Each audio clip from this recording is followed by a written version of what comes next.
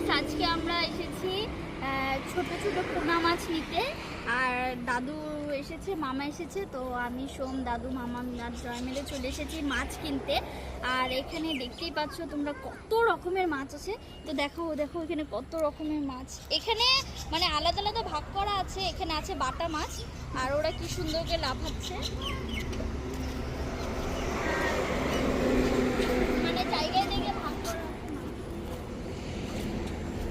এখানে দেখা যাচ্ছে না। সমন নামবি তো? জলে নামবি তো? আমাদের মধ্যে সব থেকে বেশি এক্সাইটেড হচ্ছে সমু, ওই সব থেকে বেশি খুশি। তো চলো, যখন আমরা মাছ ধরবো তখন অবশ্যই তোমাদেরকে দেখাবো। কুমির না?